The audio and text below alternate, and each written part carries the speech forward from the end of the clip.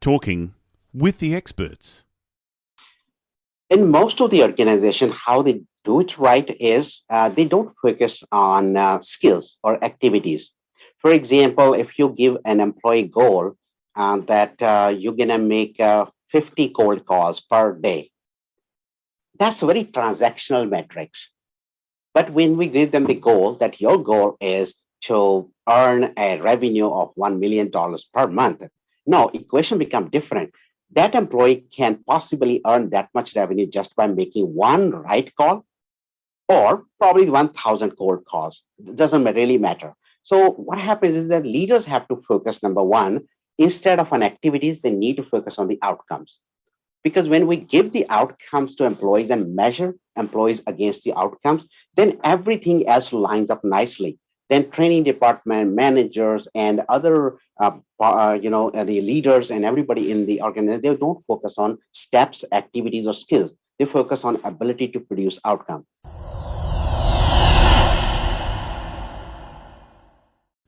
Talking with the experts.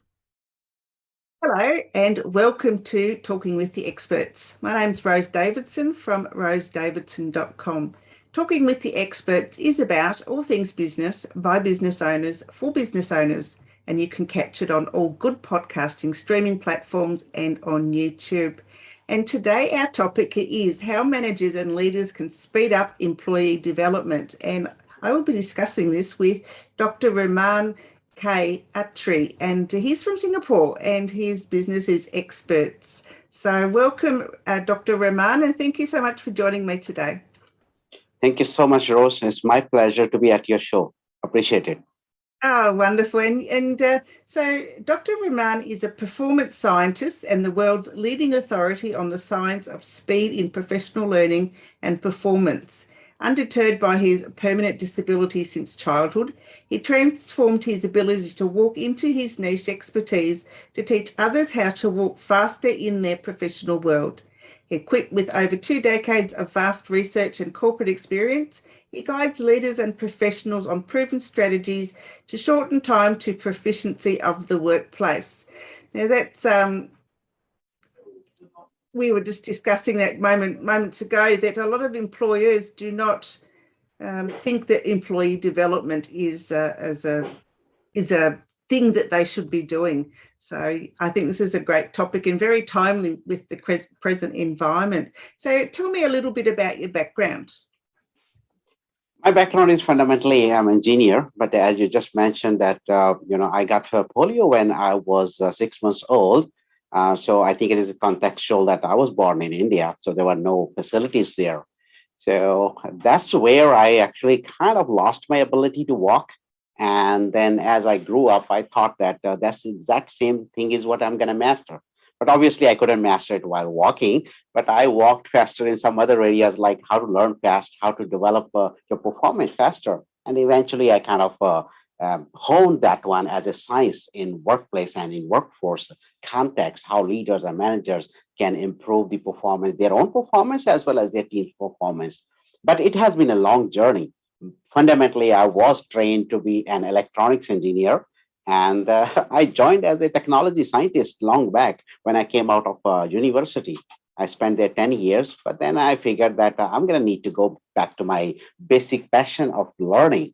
So that's how I kind of detoured and in current profession now. Yeah, I think so. You just have to follow your passion. It doesn't matter how much education you have. I think, you eventually find that following your passion brings you much more fulfillment than doing something that you're trained in doing. So That's what I found correct. anyway. Yeah, So I you're guess right. how can managers and leaders speed up employee development if it's not in their uh, long-term plans? Yeah, that's a good question, Rose. I did a research with over 70 or 80 world-class organizations. And I talked to them and these organizations were those who indeed made a mark in terms of speeding up their employee development. And my fundamental investigation was how they did it. And the most interesting piece that came about is how their managers and leaders behaved. And I figured out that they were following a different kind of protocol.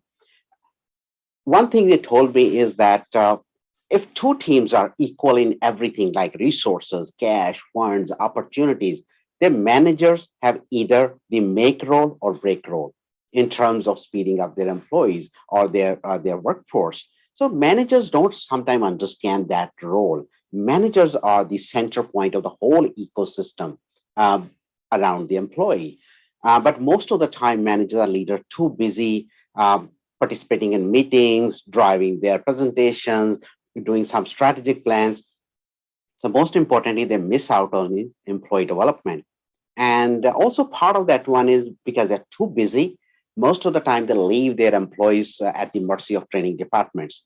Their expectation has been always probably the trainers are going to take care of all the skills these employees are going to need. And what happens is that training department do not have direct goals. They have not been given the outcome these employees should master. So the training department will work on their own objective, what we call learning objectives.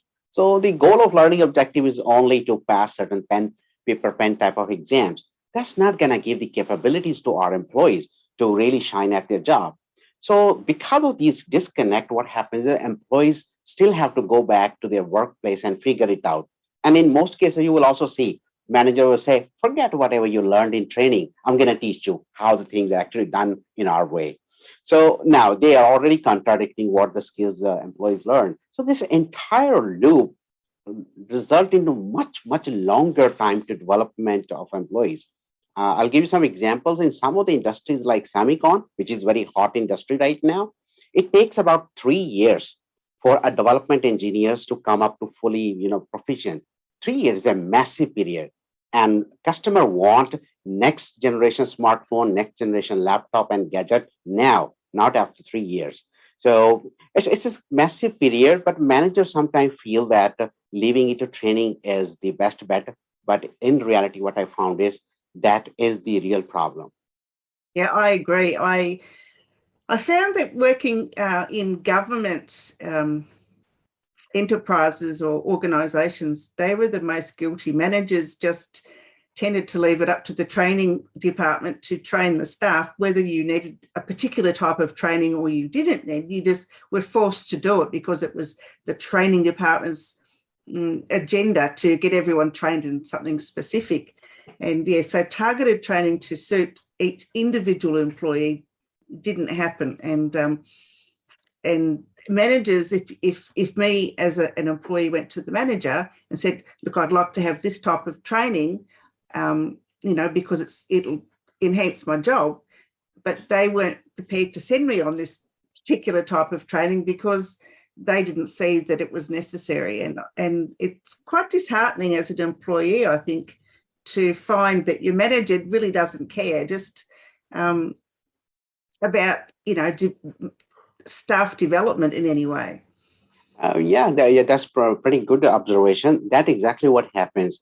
In fact, most of the organizations don't teach their managers how to get the involvement with employees. The best in best organization, what they do is they get their managers and leaders to get involved in the entire training cycle.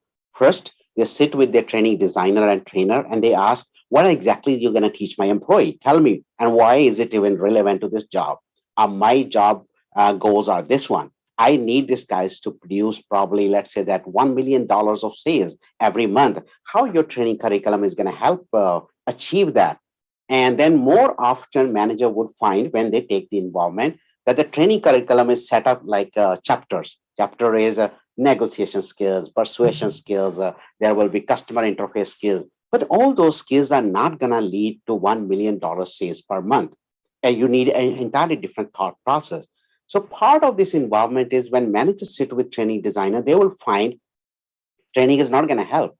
And then part of that, if they feel that, okay, I'm not very sure, many organizations have their managers sit in the same training program with employee, probably first half day or probably first day of the training. And that has changed the whole perspective because now employee feel that my manager cares about me, that he wants to understand whether all this is going to help me or not. On the other side, manager will get to know wait a second, we have been spending time on first day, slide after slide, slide after slide. How it's going to help my employee to generate $1 million sales per month? So that's where the whole discussion comes in. Are we doing it right? So that involvement part is always missing. And more often, as I said, leaders get their manager to participate in meeting, get them busy with the all strategic plans, presentation slide. They don't have this much time to spend with their employees. No, they don't, and it's unfortunate that a lot of organisations don't target training to suit the I guess the employee. It's even if it's only just a one-off, and they don't do that training again, it's probably going to be of more benefit if they train one person who can then train the many. But they don't. Yeah, they just seem to bypass that, and they don't think that it's important enough to do that. Yeah, But yeah. yes, what are some strategies, I guess, other than having meetings and getting involved with the training organisation? What other strategies maybe employees could do to help the process? Right, Rose. As you said, the number one is obviously managers' involvement because they are the centerpiece. Nothing happens in organization without managers taking direct interest and making it happen. But one big piece that came about from my research as well as from practical experience is setting up the ecosystem because employees don't work alone. And more often, we train employees in silos. But employees work with each other. They work with peers. They work with subject matter experts. In some places, they're going to use technologies. In some places, they're going to go to coaches and mentor to seek help. If all these elements are not working with each other with the goal to speed up their development, employees are going to go slow. So part of this strategy is what we recommend is that as a manager, as a leader, as an organization, first thing what you're going to need to do is set up a speed enabling ecosystem in which peers, coaches, mentors, subject matter experts, and technologies, plus managers, of course, all are working in unison. That's number one. Second thing is that we gotta need to coach our employees how to leverage what already exists in organization. If we can avoid reinventing the wheel and know who is the star player who has solved this particular problem, how to connect with that guy directly, and whether I have my manager support. If I don't have a manager support, how to communicate to my manager that I'm going to need this guy's help. Can you connect me? So I think there is a proactive component from employee side to be able to recognize those opportunities. In most cases, the answers are there within organization. Either it is with experts or it is with mentors or the peers. The seasoned team member have already done it. There is no point of reinventing the wheel. If we can leverage that, then employee will be able to produce the outcome in a shorter time. That's one thing. Second part of the equation is technologies, particularly now in pandemic and post-pandemic, technologies are extremely important. If something can be done with technology, we don't need people to do it. People can focus on human skills, human side of the business, automation, and other things which can be done either by technologies automatically or we can leverage the technology when we're doing the work. If we technology can help us when we're doing the work, obviously we need to train our employees how to do it. The employees don't need to learn that stuff upfront. They can learn on the go during the workflow. So these are the two different aspects of the same ecosystem, one from a leadership aspect and from another from employee aspect, how we can encourage them to leverage all of these elements in ecosystem. It's trying to get though to get everyone playing together nicely, isn't it? It's Yeah. and I don't so what can we do or as employers to make this ecosystem come together and that everyone, all departments play together nicely? Yeah. In most of the organization, how they do it right is they don't focus on skills or activities. For example, if you give an employee goal that you're going to make 50 cold calls per day, that's very transactional metrics. But when we give them the goal that your goal is to earn a revenue of $1 million per month, no, equation become different. That employee can possibly earn that much revenue just by making one right call or probably 1,000 cold calls. It doesn't really matter. So what happens is that leaders have to focus, number one, instead of on activities, they need to focus on the outcomes. Because when we give the outcomes to employees and measure employees against the outcomes, then everything else lines up nicely. Then training department managers and other the leaders and everybody in the organization, they don't focus on steps, activities, or skills. They focus on ability to produce outcome. That's the number one philosophical change, I would say, from a leadership standpoint, that needs to happen. But then now it does some wonder. Wonder it does is, once you know the outcome, now you work backward. You say, okay, in order to produce this outcome, do I need the people to have outstanding negotiation skills? Probably not, because some guys might have great skills in emotional connection with with customers. They may be able to execute that and leverage that skill. Some other people might be able to leverage their analytics to look at the customer database of historical sales and figure out this particular customer always buys in large quantity. Why don't I approach this person? No, the moment we put the outcomes upfront, now they are not going to get into this race of trying to master negotiation skills, sales skills, or other kind of activities. Now they're going to focus on, where do I get this outcome? So once we do this, now leaders can sequence this correctly. So once they sequence the entire journey from zero, when the employee started, to a point where that $1 million sales per month is going to come, when you line up everything, now in that lining process, then they can say, okay, this particular part of the mastery, we can leverage technologies. We got powerful analytics. This particular part of the equation, we can potentially coach our employee using mentors or using peers or subject matter expert. This particular part of the equation, we can potentially leverage contractors, or we can outsource this part. So when they look at the entire journey, they will be able to find so much leverage within their own organization that the overall journey will get much shortened. So essentially, 2 points I said is, one is start with the outcome. Second thing is sequence the entire journey, maybe in a more efficient manner. Makes perfect sense when you explain it, and I think a lot more I think I'll have to send this to different organisations and get them to listen or to watch, because they could probably learn a great deal from just those 2 points, and have a more efficient organisation. And Raman, you've written 20 multi-genre books on business leadership and training, learning and performance, and you write about human excellence. So can you just, out of those 20 books, maybe pick 3 that are really standout books that you think that people should buy?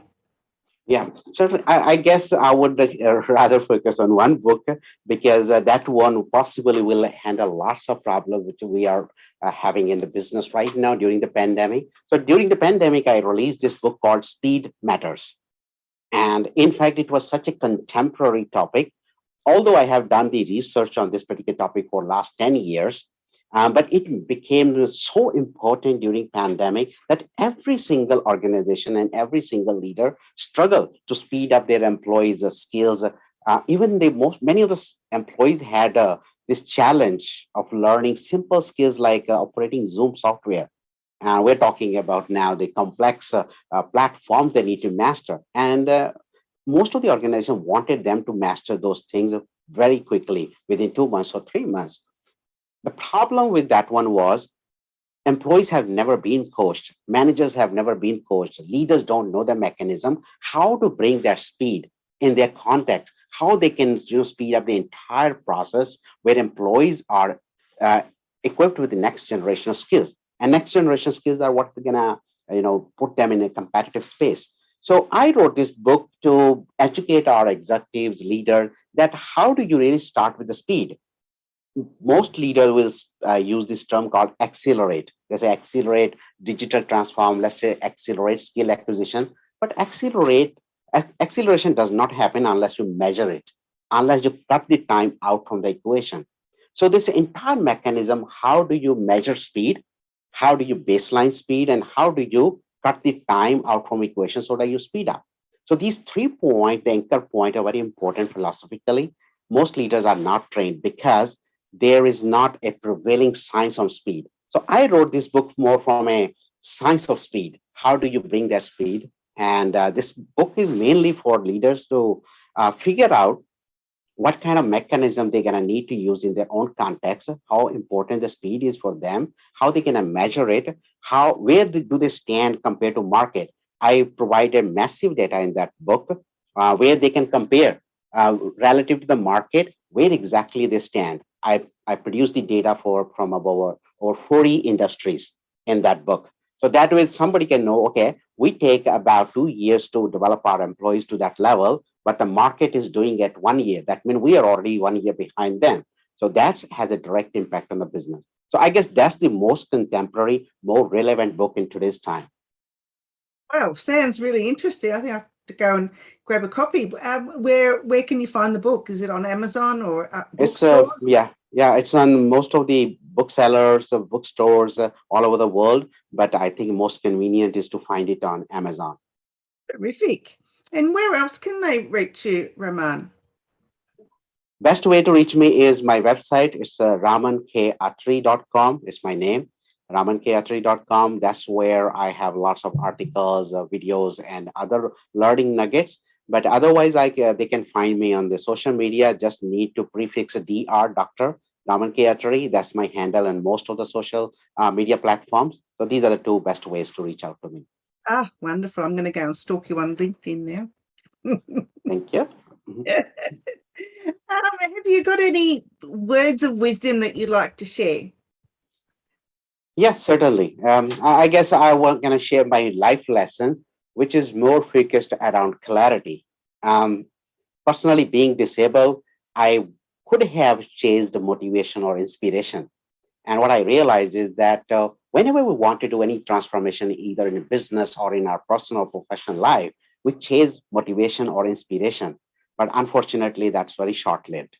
It doesn't stay longer. But instead, if we focus on certain techniques and strategy which can give us clarity of why we're going to need to do things and what for we're going to do the things. And once we have that kind of clarity, whether we use analytics, data, or we use strategies, or we use any other mechanism to get that clarity, it gives us permanent fuel, sustainable fuel. We don't need any motivation or inspiration. It gives us the direction where we're going to go. So that's the kind of life lesson thought I would share with your audience. Ah, that's a great life lesson too. Yeah. Motivation, it is short-lived. You think, oh yeah, I'll get stuck into this, and then the next day you think, oh God, I can't be bothered. But you really need to know why you're doing it, is what you're doing. It's just not a task that you feel motivated to do just at this moment. So yeah. Raman, I've had a very enjoyable discussion with you. Thank you so much for giving me your time today. And I will talk to you again soon. Thank you so much, Rose. It was my pleasure to be at your show. Thank you so much for giving me this opportunity as well. Okay, bye-bye. Thank you.